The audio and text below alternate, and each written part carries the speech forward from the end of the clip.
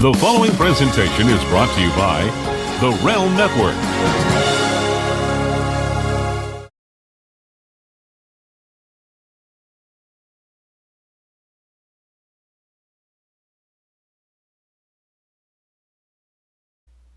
Today on Mr. Media, I'll talk to my friend, sportswriter Peter Golenbock.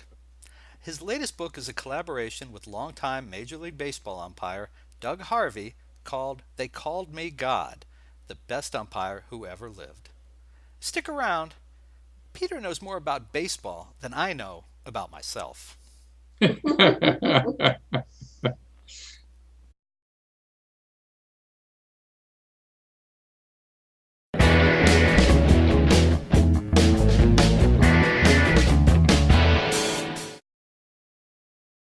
So much media, so little time. Who keeps track of it all? That would be me.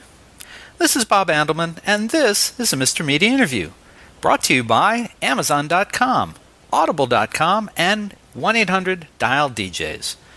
Please stop by the website, MrMedia.com, click on our advertisers, support the show. And remember, there's more than 1,000 interviews available at MrMedia.com. We've been doing this since February 2007. Hope you'll find something you like. And thanks for listening.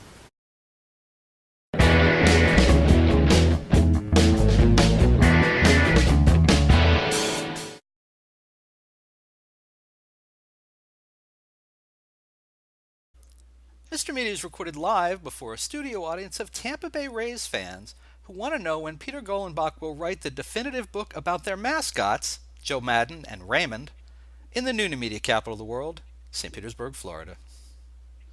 Well, I had a contract to do a book with Joe Maddon, and I was called into the principal's office, and the principal, who is the general manager of the team, Andrew Friedman, told me that I could write the history of Joe Maddon in 50 years. I said, why? He said, we don't want you revealing any of our secrets. So that scuttled that. So I imagine in 50 years, Joe and I will sit and write that book. Or sooner if they decide not to keep him around. Hard to imagine a scenario where they don't. Which is a shame, quite frankly, because he is achieving national acclaim. I mean, he's really a very, very brilliant man and a very interesting person. And, you would think that they would want to raise the profile of the Rays to make it a national team like some of the other teams. But by doing this, they're going to maintain that, local profile. Unfortunately, it's a shame. Well, but they're also keeping his price down.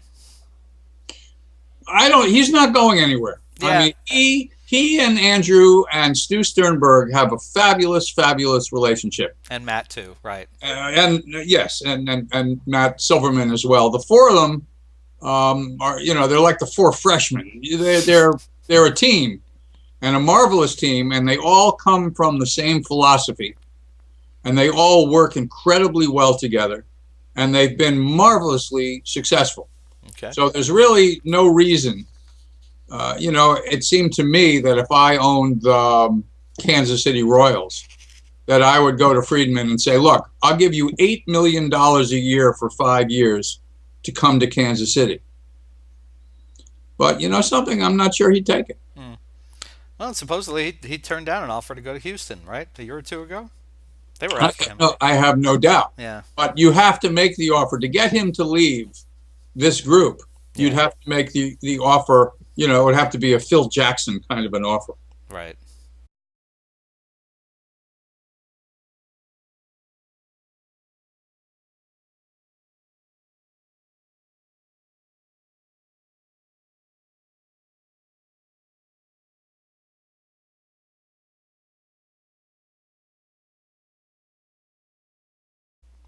My friend Peter Golenbock has written sports histories and biographies and co-authored memoirs with a lot of guys who see the world as black and white.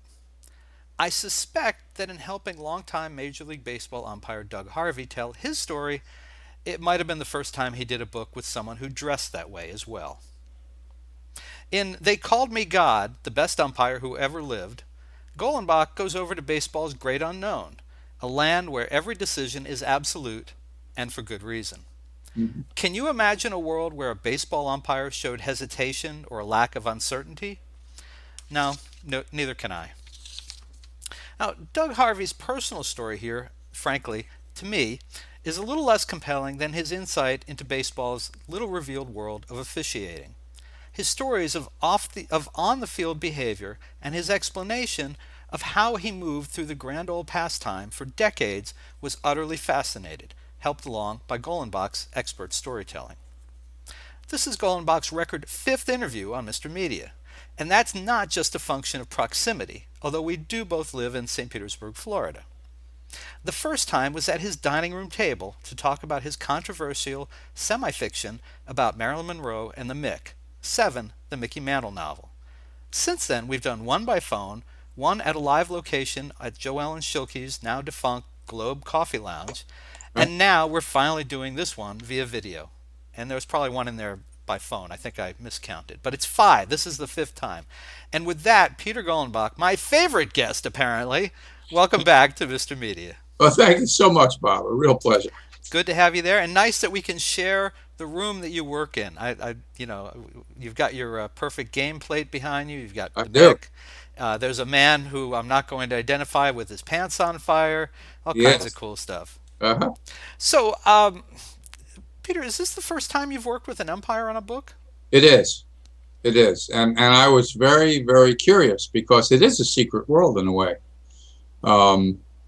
Those managers walk out there, the players walk out there. I'm sure they're not saying the nicest things in the world to these umpires when they're not happy with the calls. And I'm always been curious about what goes on the field. And that's really the focus of this book more than anything else. Doug was a fascinating character because he was one of the very, very few umpires who never went to umpire school. Most umpires, there's a school in Florida and there's one in Arizona, and you have to go to one of those schools almost 100% in order to get into the big leagues. And he didn't have the money to go. The way he got to the big leagues is that people noticed him. They noticed his presence. He's about 6'2". He had silver hair even when he was younger. And his authority over the field and over the players was just noticed. And his ability to get the calls right. And so he jumped from amateur ball to the minor leagues, to Puerto Rican leagues, to B League, and then AAA, and finally, up to the majors in about 4 years. I'm trying to remember. Did he do AAA? He made a big leap, right? He was in AAA. The last step was AAA before he got to the majors.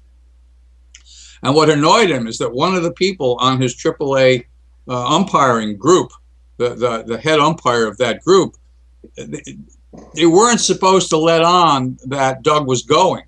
And the secretary let slip that he was going. So this, chief umpire who had been in the AAA for 20 years was not going. And Doug Harvey, who was basically a rookie, was. That's just how good Doug was. Well, and several times during his career, he jumped over people. Not because he didn't seem to play the political game. He just got noticed. He worked hard, and he got a lot of respect. And so he frequently was the guy who got chosen. One of those hard work pays off stories. And of course skill. Well, yeah. You look at a Barry Bonds and see him hit the ball, and you go, oh, that guy's tremendous. You look at a Roger Clemens and see him throw, and you're awed by it. And there are very, very few umpires who you actually watch while they're out there. Doug Harvey was an umpire who you actually watched. You noticed him, not because he was trying to gain any notice, but because he was so good at it. You want to clarify, though, you're not mentioning Doug Harvey in the same sentence with Bonds and Clemens because he was on the juice. He wasn't calling games on the juice, was he? Well, he was chewing tobacco. Oh, okay. More than anything else, yeah. Did you already know Harvey when this opportunity came around? No, I didn't. And it was a wonderful, wonderful experience because I lionized the guy before we got together. And, my joy in doing these books is the opportunity to go to the person who was there, who was there the day that John Roseborough got whacked over the head by Juan Marichal with a bat. The day that Roberto Clemente got his 3,000th hit, that sort of thing. He was there for 30 years. He umpired for over 4,000 games. And to be able to sit and listen to him talk about, the famed managers, there's all National League managers, find out, who was just a pain in the butt and who was a nice guy and who, which of the players were decent sorts and which ones were really rotten. It was just terrific to be able to listen to his stories and then, of course, to be able to put them down so that other people could enjoy them as well. Do you want to provide an example or two of a manager or two and then maybe Sure. a player? Sure.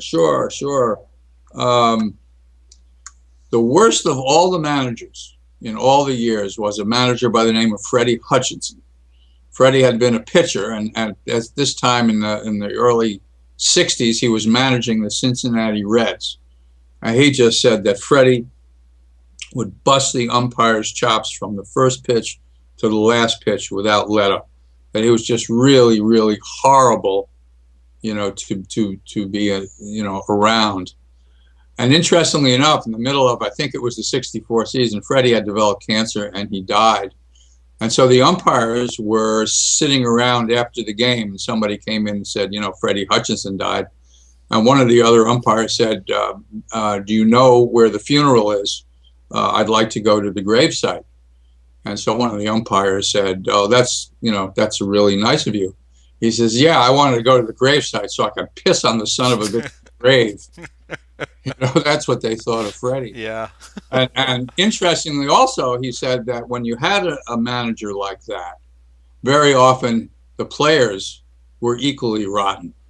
So the real irony is Freddie Hutchinson's, best player and biggest pain to the umpires was Frank Robinson. Robinson, he was one of those African Americans who was playing in the early 60s, who had a real chip on his shoulder, who felt the white guys were against you, that sort of thing. And he really gave the umpires the hardest time. And there's some interesting stories in the book about Frank. The other manager who Doug Harvey signaled out as being just a bad, bad guy was Red Schoendienst, right, who was the manager of the St. Louis Cardinals. And interestingly enough, the player who gave him also terrible time was Schoendienst's star pitcher, Bob Gibson. Gibson's problem was that he not only wanted strikes to be called strikes, he also wanted balls to be called strikes. He wanted pitches that were 2 inches off of either side of the plate to be called strikes. And Harvey, if you read the book, you'll see that Harvey was a stickler for the rules. When Harvey was in the minor leagues, all the other umpires would go out to a bar and be drinking, and he'd be back in his hotel room to spend at least 1 hour a day reading the rules. So he knew the rule book better than anybody else. It was his Bible. It certainly was. But it was also so important when you're calling a ball game that you know the rules better than the managers and the players know the rules. There's a story in there about, speaking of managers, there's a story in there about Lou Piniella. Yeah, there are a couple of Lou Piniella stories. Lou is quite the character. He came out one day and he said, Doug, our team's not going very well. I'm going to come out in the first couple innings and kick some sand. Would you throw me out of the game, please? And I went, yeah, all right, sure, we'll kick you out of the game. So he comes out, but he doesn't come to Doug. He goes to another umpire at second base, and he's screaming and yelling and screaming and yelling. And the umpire absolutely just won't throw him out of the game. So Piniella leaves that umpire and comes back over to Doug and says, Doug, the son of a gun, he won't throw me out of the game. And Doug later said he thought that the umpire didn't throw him out of the game because he didn't feel like filling out the report.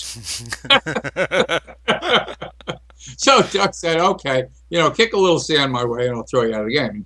He threw him out of the game. And when he filled out the report, he said, Lou Piniella did this to, on purpose so that he could get thrown out. That way, Piniella, wasn't going to get fined. Peter, what, if any, issues are there when you work on a book with a former umpire rather than ball players who you're more familiar with working with. It's exactly the same. It doesn't matter whether it's a a ball player or an umpire, or whether it's Casey Anthony's lawyer, Jose Baez. It's all the same thing. Found a way to work that in, did you? Oh, you're funny. Well, I mean, in terms of you've done a lot of baseball players, you've done managers, you've done histories, but working, like I said, from the umpire's perspective, were there things that he didn't want to touch or he didn't want to go into detail on? Absolutely not. No, nothing. In fact, you'll find some fairly salty language in there. And his wife, I was talking to his wife on the phone one day, and she said, "You sure you want to, leave that in? It's pretty raw."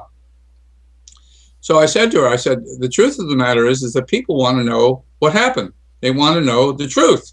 They don't want some sort of, scrubbed version of what may or may not have happened. They want to know what you said and what, the other people said. And I think you just have a better book if you tell the truth. I mean, I've told this to people I've worked with, all these years. Tell me everything. And then, at the end of it, if there's something you particularly want to take out, we can talk about it. But you've got to tell me everything. That way, you're not censoring yourself when you're talking. If you're working with somebody who's always constantly thinking about, well, am I saying the right thing? Am I hurting somebody's feelings? That kind of thing. You don't have a very good book. Exactly what I tell the people I work with. Exactly. And especially in this kind of situation where you're the co-author and it's their story, they decide ultimately what goes in the book. But I always tell them, tell me everything now. We've got it. I don't know. I imagine you operate by the same kind of agreement, but my collaboration agreements with these people, it always says they have final say, and I have a certain level of confidentiality that I have to keep. That if they tell me something in confidence or they don't put it in the book, I'm not allowed to go out and share it. Well, the most important thing that you have when you're working with somebody else is trust. Right. I mean, if you don't have trust, you don't have anything. I mean, what I tend to do when I start working with somebody is do a great deal of research to find out as much as I can to let the other person know that I'm not just some bum, that I've done my homework and that this person can trust that I know what I'm doing. And I think that's very important when you're writing a book with somebody. Now, there haven't been a whole lot of umpire books. I know there have been a few. I think there was a guy here. Ron Luciano had a couple, and Dave Pallone had one. I think Luciano's were very, very successful. He was a very marvelous raconteur and storyteller. This book is less raconteur. I mean, he's a very good storyteller, but they're about, for the most part, the stuff that goes on the field.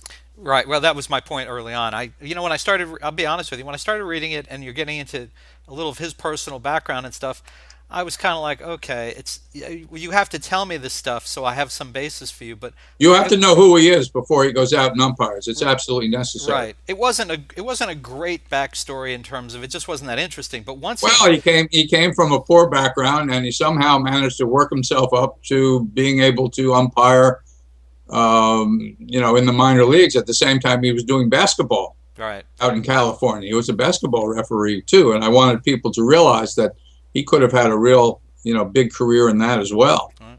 What I thought the story really took off, and I wasn't being critical of you or the story. No, I understand. But I thought the story really took off when he hit the Puerto Rican leagues, and he was having to deal with they were rioting fans. Sure. and players, and that was when that story just really took off. I loved in the book where he would explain how he went about his job, how he would train younger umpires.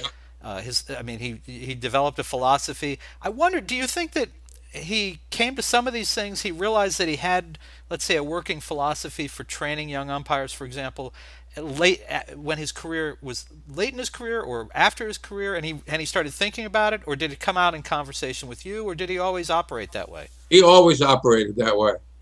I bet you anything he operated that way from the moment he walked out onto the field the first year in the major leagues. He had a set of standards that he was going to keep to. And when he was crew chief, he would tell his standards. For instance, you had the Doug Harvey 20-second rule, which I love. It makes a hell of a lot of sense. First year, or so, a manager would come out and argue with him, and he'd argue, and the manager would argue, and it would go on and on and on until one day he said to himself, it takes two people to make an argument. There's no reason I've got to put up with this. So at a certain point, some manager came out and started arguing, and he counted to 20. And he then put his hand up, and he said, okay, now it's my turn. And he said, this is really what happened. I want you to know that. And then he said, I'm going to give you two choices. You got two choices. You can either keep arguing, in which case I'm going to throw you out of this ballgame, or you can turn around and go back to the dugout. Your choice. Okay? So it was up to the manager to decide whether he was going to get thrown out or not, which is why the last 7 or 8 years of his umpiring, he got into very, very few arguments because of the Doug Harvey 20-second rule. Did he ever his umpiring career probably did not cross over with our friend Joe Maddon's career, I imagine. It was strictly Doug was strictly a National League guy. Yeah, that's what I thought.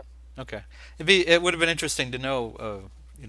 I'd love to, at some point. I'm sure we're going to get some stories about Maddon's theatrics on the field, because I think a lot of it is theatrical as opposed to he actually. I mean, you're either being theatrical when you go out there, or you're looking to be thrown out, because it's very rarely going to happen that they're going to change their opinion. Well, there's theatrical and there's theatrical. He's certainly in no league with either Billy Martin or Lou Piniella. And I think too, now that we have this replay, that there's going to be less and less theatrics, because instead of screaming and yelling, you just go out and say, "Hey, let's look at the videotape." Sort of takes the screaming and yelling out of the game. And Doug is sorry about that. Doug thought the fans really enjoyed the screaming and the yelling. I think that's true, actually. I do.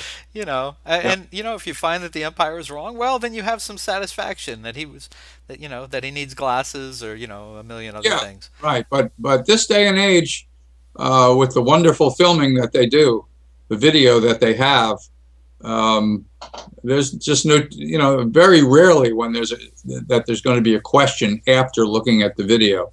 They have come at it from so many different angles. You got a pretty good idea whether a guy was safe or out.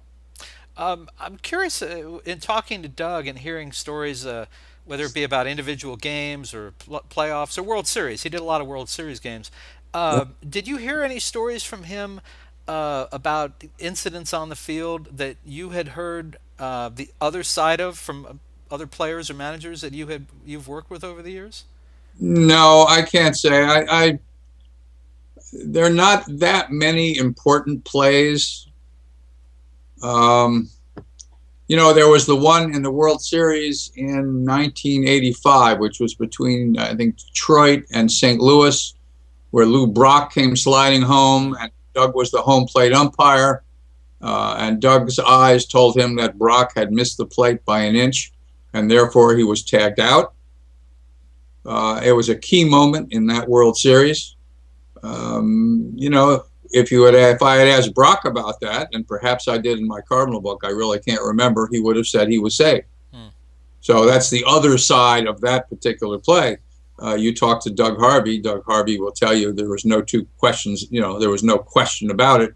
He saw with his good eyes that Brock had missed touching the plate, sliding across there, and he was out. So that's one example of that. So tell me this: you are as baseball a guy as any guy that I know. You write about it. You're down at as many Rays games as you can physically get to. That's why I carry this thing on my desk. It's to remind me of that. Yes. Well, and so you're also at the moment, I know you're also leading an effort to convince people to go see more Rays games. I am. Trying to keep them here. We should talk about that. And we can. But what I'm wondering is, in all of this, did Harvey's perspective on the game? Did it change your own perspective on anything? Did it open your eyes to this other viewpoint? Anything? Did anything about it just? It reinforced some things. I have always been convinced that the people who play the game at the major league level, and I'm now convinced it's true of the umpires, the people who umpire at the major league umpire, do so for one reason and one reason only, and that is their incredible love of the game. That's why they do it. Now, some of these baseball players make a hell of a lot of money. That's not why they do it.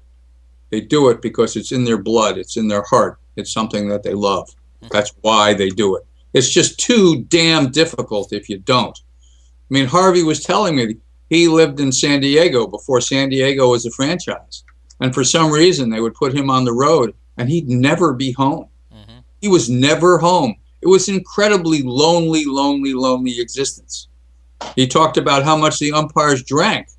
And there was a point at which his wife said to him, "I'm afraid you're going to become an alcoholic." And he said to her, "You know, I'm afraid of that too." And at that point, he decided he was going to stop the binge drinking with the other umpires on the road. And he did. Saved his life. It's a very, very lonely, difficult existence to be an umpire. It seemed like his life, I wish I had a better way to phrase this, but that he basically came alive when it was game time because he was on the road so much. And that's no disrespect to his family. Clearly he's a family man, but that was his life, boy. When it was time to play, you know, he well, it's no different. It's no different than when the 9 players run out onto the field to start the game. It's exactly the same. He felt that way. Was there anything that you were dying to ask an umpire? You know, the kind of thing you.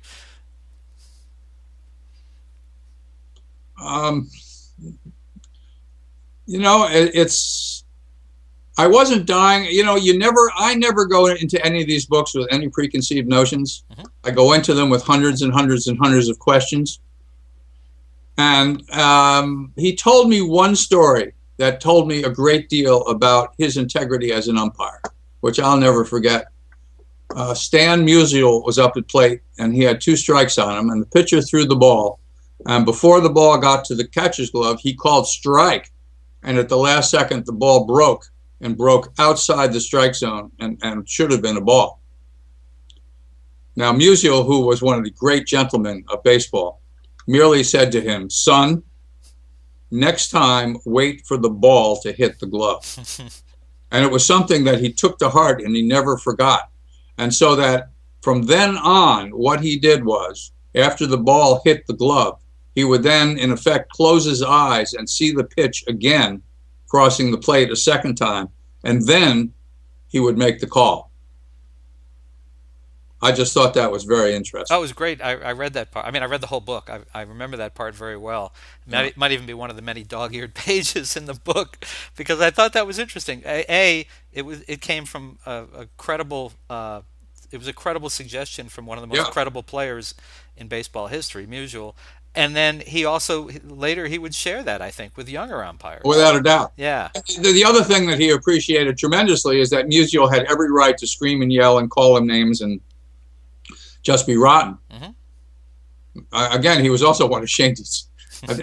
I think he may have been one of Shaney's players at some point. I know he was one of Shaney's teammates before he retired, but he, you know, he always had that place in his heart for Stan Musial for being a gentleman. Tell me about the title of this book. They Called Me God. Now, the first time I saw that, I thought, oh, come on. But you read it, you have to wait until almost the end of the book to find out where that comes from. Right. But was there any pushback from the publisher or the marketing people about that title? For about 10 seconds. There was. I was going to call this book Integrity. Integrity by Doug Harvey. Because that's really what he has as much as anything else. And I thought that was a great title until that one conversation we had where he told me I believe they were in New York, might have been Chicago, but at any rate, it was raining like hell. And the San Diego Padres were the other team. And one of the Padres said to one of the other Padres, you know, who's going to decide whether this game is going to be, you know, called or not? And he said, Doug Harvey. And the other guy said, oh, Harvey, son of a bitch, walks on water. And that was overheard by a Chicago reporter, Jerome Holtzman. Yeah, it was a Chicago story. Story. So the next day in the newspaper, you know, it was like God calls the game, you know, something like that. And from then on in, the players started calling him God, really. Lenny Dykstra could go running out onto the field and say, good afternoon, God. You know, and just, you know, got a kick out of that. Well, and Harvey, it's interesting they gave that caught on a bit because Harvey had said that he would always tell the young players there are a number of things that they could call him, right? You can call me Mr. Harvey, you could call me Sir or Sure. Mr. Umpire. Is that what it was? Or That was the other one, okay, yes. and then I guess God became acceptable near the end of the career. Tell folks a little about your working relationship with Harvey on this. Do you do a lot by phone? Were you in person with him a lot? How what's the give and take like? I did almost all of it by phone. He lives all the way across the country. He lives near Fresno, Hmm. and or near San Diego, out that way, in the middle of nowhere, in the one of these small towns out in the desert. Also, he's had health problems. Hmm. He has developed tongue and throat and cancer from spit tobacco. Hmm. And for the last 10 years, he's been going around to high school telling kids about what has happened to him, warning them, don't use this stuff. And unfortunately, he's got terminal cancer right now. I hope we will get together for the next Hall of Fame gathering next summer. I hope he survives to then. Well, and I was going to ask you. I was going to point out to folks that you are here because he is not well. You are filling in a bit for him on doing the interviews and getting some press. Yeah, We talked before about how one of the most important things when you do a project like this is getting the trust of that person that you're working with. right. Was there a moment? Did he test you? Was there a moment when you felt like he did trust you? I felt he trusted me from the beginning. I did. You just have to show the respect that the man deserved. That's all. See, I didn't trust you until the third time you were on the show, so I just That's wondered true. if he was a little quicker. You're right. Okay. Um, Also, don't forget, we're doing something in partnership. It's not like a beat reporter who right. goes up to a ball player and says, how come you fumbled that ball yesterday? Where the beat reporter says to himself, you son of a bitch, why are you asking me that question? This is a collaborative effort where both of us are working to a unified goal. Well, I understand that certainly, but ball players who deal with the press a lot more than umpires do have a natural suspicion of the press because they get burned a lot. Right. Umpires, yeah, I mean, umpires don't deal with the press anywhere near as often as ball players do, or managers do, or executives do. So I'm thinking that he may have been a little hesitant, because he certainly you can go to any bookstore in the country and there's a shelf of Peter Golenbock books, and you can see that somebody liked working with you, but it's still, No, he was wonderful right from the beginning. We had a wonderful relationship, and it was like talking to my dad. Hmm. He could have adopted me. That would have been fine. And is talking with me like talking to your mom? I mean, what are you saying here? No, you're like my brother, Okay, all right, I like that. my little brother. With far fewer titles on his shelf. Yeah, Uh-huh. I get it. So, how do you decide? How do you decide who you're going to do one of these books with? Do you? I assume you don't take everything that's thrown at you. There's got to be some filtering out of who you want to do a book with, who you don't want to do a book with. Well, um, in this day and age, there's not too much that you walk away from if somebody's going to pay you to do them. Right. It just isn't. It's gotten significantly more difficult than 20 years ago. The publishing business, for some reason, has really fallen. They fired so many editors. It's just terrible. I like to think that some of these companies will build themselves back up again, and that they need the tried and true authors to have successful books. So, my job is to stay in business and to keep working. And it's been like that for 40 years. I mean, it's no different now than it was, say 30 years ago. All right, one more book question, then we'll wrap up with talk about the Rays All and your right. campaign there. But can you talk about anything you're working on now or going forward? Well, I have another book that I wrote with a fellow friend of mine by the name of Bill Dennehy. And the book is called Rage. Bill Dennehy was a pitcher for the New York Mets. He was on the same rookie card in 1967 with Tom Seaver. In fact, he had more talent than Tom Seaver. He had struck out something like 24 batters in some high school game. The guy was amazing. He was out of Middletown, Connecticut. And then about his fourth game, I think it was against Atlanta, he felt something in his arm. It was one of those. But he's a marvelous storyteller, and the book is absolutely hysterically funny, aside from being very sad, as we talk about his drug and alcohol addictions. Every time he'd get some sort of job, his rage would come to the fore and he'd get himself fired, which made his life, very difficult. I'm sure there are a lot of people like that, ex-athletes who really want to be who they want to be but can't. So they end up pretending to be somebody else, and that rage just eats them up. And so that book is out there too. I've got a few other things in the works until they're signed on the dotted line. Doesn't make any sense. Doesn't make any sense to talk about. I understand. Well, I'll be interested in the Dennehy book. Anything that smacks of 1960s New York Mets, I'm there. Okay. Love that stuff. Fabulous. All right. You will. He's one of the most entertaining people you've ever run across. And he was on Tom Seaver's rookie card. That rookie card's worth $500 today. Wow. Yeah, Seaver had a better name and better PR, I think. Yeah, the better name. Bill says Seaver won 311 games and I won 1, but I'm a hell of a lot more interesting than Seaver. I'm gonna not get involved in that. Seaver is absolutely one of my boyhood heroes. I'm not gonna touch that one. As you should have been. Yeah, no disrespect to Mr. Dennehy. All right, so let's talk about these Tampa Bay Rays. Okay. We're both here in St. Petersburg. For people who didn't pick up on that earlier, we're both Rays fans. The Rays are perpetually in the basement in terms of attendance. Yes. And we're finally at that point where the cities here are going to have to decide whether to put up or shut up and, build a new stadium somewhere agreeable to the team, or face the possibility that the team might leave. You take this all very personally. Tell folks what you're doing. Well, I started this several months ago, and it ended up in the newspaper, I'm glad to say, and it has begun to spread. The idea being that we have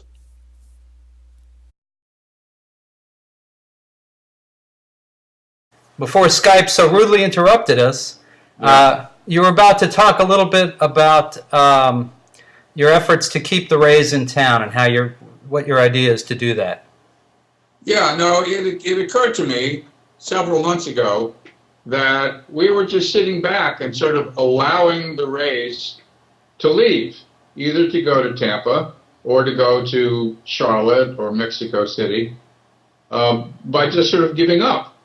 And I said to myself, this is ridiculous. To have a baseball team in the city is very, very important. It creates, hundreds of millions of dollars of money for this town. Why are we doing this? So it occurred to me that what we needed to do more than anything else is to start a campaign, sort of a crusade in a way, to get people, for the most part, to get off their behinds as they sit and watch the television set and come to the games. Mm-hmm. Most fans come to one game. That's the polling, the testing. Most fans come to one game. So we started this campaign to say to these fans, go to 3 games. Go to more than one game. Mm-hmm. And the Rays must have been privy to the same information, because they now have this wonderful thing called Flex Pass. And you can buy for $59, $79, or $99 tickets to 3 different games. And it's a tremendous discount if you buy it. And you can go to any game you want to go. You can go to the Yankees, the Red Sox, anywhere you want to go. It's a fabulous, fabulous program. And people have been buying it. And so there's several groups. Mark Ferguson, who owns Spurs, he's got another group of businessmen who are now going around to other businessmen telling them, look, buy season tickets, take your clients to the games, encourage people who go to a game or two to go to a lot more games. There's no reason why we can't raise the attendance in this town. People love this team. Right. They just need to show up more. And I was thrilled to see against the Yankees in the last 4 games, we had 110,000 people come to those 4 games. I mean, it was thrilling. Right. Last year, those crowds were 15, 16, 15. They were terrible. And this year, there were 28, 29, 30, and it was fantastic. That's So great. I'm hoping that this is the start of something really terrific. Me too. Me too. And Peter, I appreciate what you're doing, and only because we've had technical problems, I just want to make sure we get everything in. So I want to say, folks, you can find Peter Golenbock's new book, They Called Me God: The Best Umpire Who Ever Lived, by Doug Harvey and Peter Golenbock, wherever books are sold, or you can order it right now at a great price at MrMedia.com. Right below the video, you'll see the cover of the book. You'll also see some of Peter's other books. Click, order it, you'll have it instantly. Peter, do you still have a website, or are you on Twitter or Facebook? Well, I'm on Twitter, hashtag Peter Golenbock. I'd love to hear from you. I've been tweeting lately like crazy, and I'm enjoying the heck out of it. I also have a Facebook page, Peter Golenbock. I'd love to see you on Facebook as well. Terrific. Peter, 5-time guest, great to see you, always great to see you. Thanks so much for joining us on Mr. Media yet again today. It's absolutely a pleasure, Bob. Thank you so much.